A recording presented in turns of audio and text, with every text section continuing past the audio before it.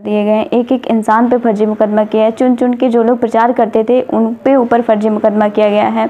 आप सबके बीच मैं आई हूँ, बहुत उम्मीद से आई हूँ, क्योंकि हम बाहर नहीं निकल पा रहे हैं। अगर मैं और मेरी मम्मी और मेरे बहन बचे हुए हैं, अगर हम भी बाहर निकलना शुरू कर देंगे तो हमारे ऊपर भी फर्जी मुकदमे कर दिए जा रहे हैं। हमें समझ में नहीं आ रहा है कि हम प्रचार कैसे करें। अगर प्रचार इसी तरह होता है तो इससे अच्छा तो निर्विरोध करा लेना चाहिए, हमारे पर्चे को खारिज करवा लेना चाहिए। प्रशासन का इतना दबाव है कि हमें प्रचार नहीं करने दिया जा रहा है। क्या प्रचार करना गलत है क्या? अगर आप इलेक्शन लड़ रहे हो तो इससे अच्छा है कि आप इलेक्शन लड़वाओ ही मत। नमस्कार, मैं गायत्री प्रसाद प्रजापति की बेटी अंकिता प्रजापति आप सबके बीच बहुत उम्मीद से आई हूँ, क्योंकि हम प्रचार नहीं कर पा रहे हैं।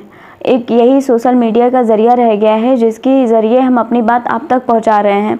आप सबको बताना चाहती हूं कि जब से मेरी भाभी को एमएलसी प्रत्याशी बनाया गया है, तब से लोगों में पता नहीं क्या हो गया है। हमारे विरोधियों में लोगों को पता नहीं कौन सा डर आ गया है और हमें इस तरह परेशान किया जा रहा है कि मेरे पूरे परिवार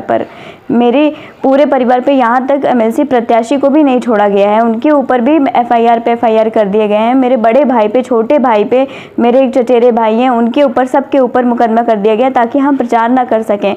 अगर ऐसा ही चुनाव होता है तो चुनाव नहीं कराना चाहिए कि हम लोग प्रचार ना कर सकें। हमें तो स्वतंत्र होना चाहिए। एक फर्जी मुकदमा कोई भी आके बोल जाता है कि हमारे साथ गलत किया जा रहा है तो उसको मान लिया जा रहा है। जब से मेरी मम्मी विधायक बनी है तब से लोग इस तरह पागल हो चुके हैं कि उनको समझ में नहीं आ रहा है कि कहीं हम लोग एमएलसी का सीट भी ना निकाल लें। इस वजह से हमें दबाया जा रहा है। आप सबसे निवेदन है, हाथ जोड़कर मैं विनती करती हूँ कि मेरा परिवार बहुत मुसीबत में है और हम सबके बीच नहीं आ पा रहे हैं। तो आप सब एक एक मतदाता अगर हमारे लिए लड़ाई लड़ें तो हम जीत जाएंगे और आप सबके बीच ऐसा प्रत्याशी रहेगा जो आप सबकी मदद करेगा, क्योंकि आप हमारे बुरे समय पे हमारी मदद कर रहे हैं।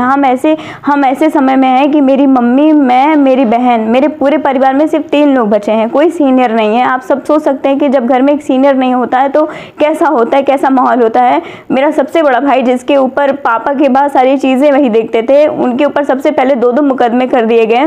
वो नहीं है यहाँ पे। हम लोग कैसे इस प्रचार को कैसे प्रचार करें, कैसे इलेक्शन लड़ें, हमें कुछ समझ में नहीं आ रहा है। सिर्फ सोशल मीडिया एक जरिया रह गया है जिसकी वजह से हम आप सबके बीच आके हाथ जोड़कर अपील कर रहे हैं कि हमारी मदद करें। जहाँ तक हमारी बातें ना पहुँच रही हो, आप वहाँ तक हमारी बातें पहुँचाएँ और हमारे लिए लड़ाई लड़ें। आप सबका जीवन भर आभारी रहूँगी। आप सबसे हाथ जोड़कर विनती है, आप सब हमारी मदद करें।